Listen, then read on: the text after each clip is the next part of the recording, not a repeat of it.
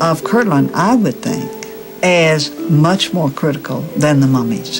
His selling price was $2,400, which was an extreme sum in those days. Smith didn't have it, but since these were such valuable documents, Smith used two other people to invest sums of money, and they did, and Chandler sold these antiquities to Joseph Smith, and that's how he came into possession of them. Joseph Smith said that to properly translate these scrolls would take some time, but that a few of the Egyptian characters were recognizable to him immediately, and he translated these for Chandler. Chandler thanked him profusely and supplied an affidavit endorsing Smith's scholarship. This is to make known to all who may be desirous concerning the knowledge of Mr. Joseph Smith in deciphering the ancient Egyptian hieroglyphic characters in my possession, which I have in many eminent cities showed to the most learned. And from the information that I could ever learn or meet with, I find that of Mr. Joseph Smith to correspond in the most minute matters. Translation of the papyri commenced almost at once, with Joseph focusing his attention on one of the papyrus scrolls, which he identified as an ancient record of Abraham. I have commenced the translation of some of the characters, or hieroglyphics, and much to our joy have found that one of the rolls contained the writings of Abraham, another with the writings of Joseph of Egypt, a more full account of which will appear in its place, as I proceed to examine or unfold them. Truly we can say, the Lord is beginning to reveal the abundance of peace and truth. July 5, 1835. It was a remarkable claim. Could these papyri actually be the writings of Abraham, the patriarchal father of the Jewish, Christian, and Islamic religions?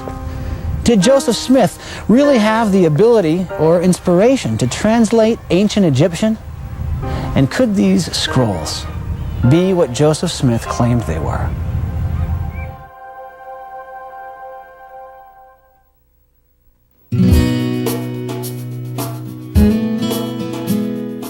In the weeks immediately after purchasing the scrolls, Joseph threw himself enthusiastically into the task of translation.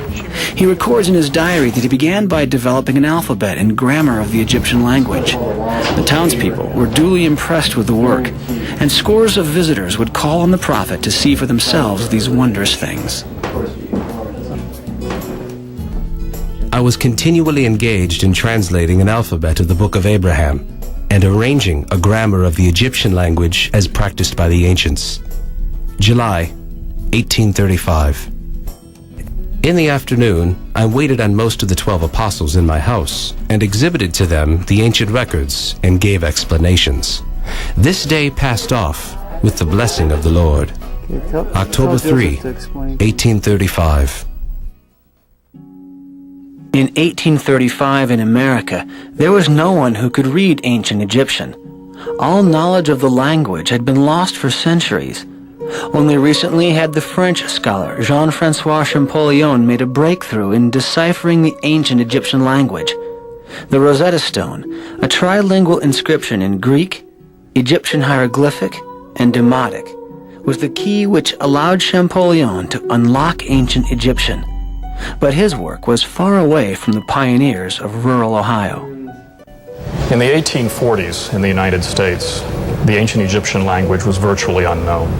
It had only been deciphered beginning in 1822, and that knowledge simply had not crossed the Atlantic, so that almost any interpretation given to an Egyptian document in 1842 or 45 or 50 or even 1860 would have been believable to a general audience who would have no way of comparing it with the actual truth.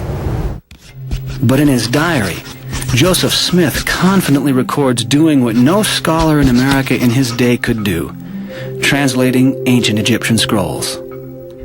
This afternoon, I labored on the Egyptian alphabet in company with brothers Oliver Cowdery and W.W. Phelps.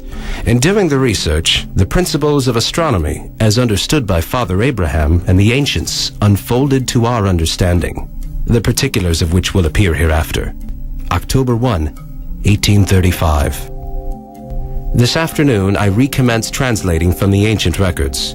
October 7, 1835.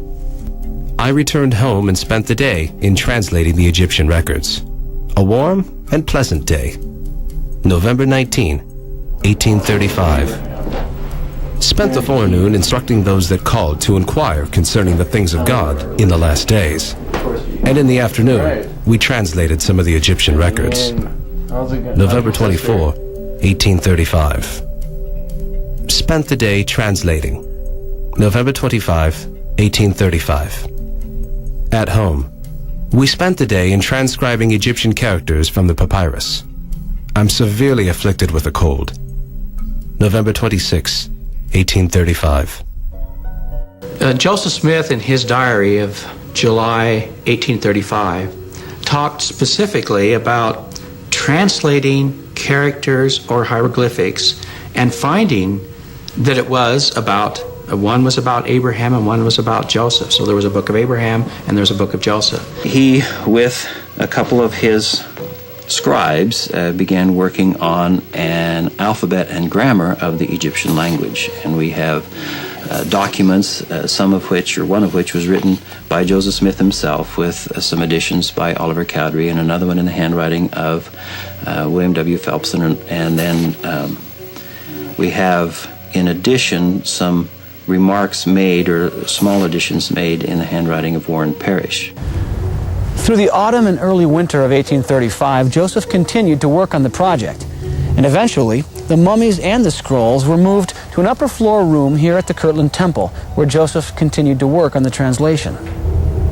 But the translation project soon tapered off, and Joseph moved on to other matters related to leading his community. He established his own bank in Kirtland and issued his own currency. But in 1838, when the venture went bankrupt, Joseph fled Kirtland on horseback in the middle of the night and never returned. In 1839, the Mormon community relocated to a small town on the banks of the Mississippi River known as Commerce, Illinois. Joseph renamed the town Nauvoo, a Hebrew word meaning beautiful. I mean, it was a place with a few houses and two stores, I think. It was just a little tiny wide spot in the road, but it was located on a really pretty bluff. There were, maybe 20 people there, 25, 30, and it became the largest town in Illinois within 5 years. In Nauvoo, Joseph would achieve his greatest fame. He was the mayor of the town and had his own militia of nearly 3,000 men. At the time, the U.S. military totaled less than 9,000. And there was even a movement underway to nominate Joseph for the presidency of the United States.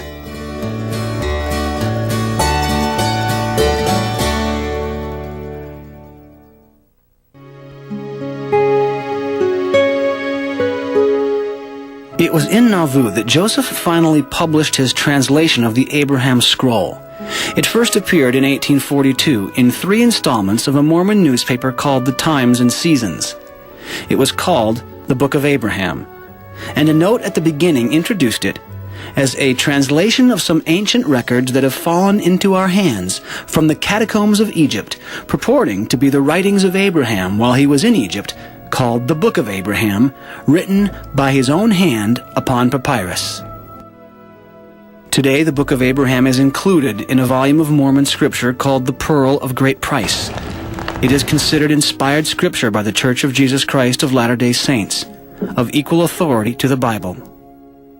The Book of Abraham includes a creation story, but it's dramatically different than the biblical creation story found in the book of Genesis. Where the Bible points to one true creator God, the Book of Abraham recounts a startling new twist. And then the Lord said, "Let us go down."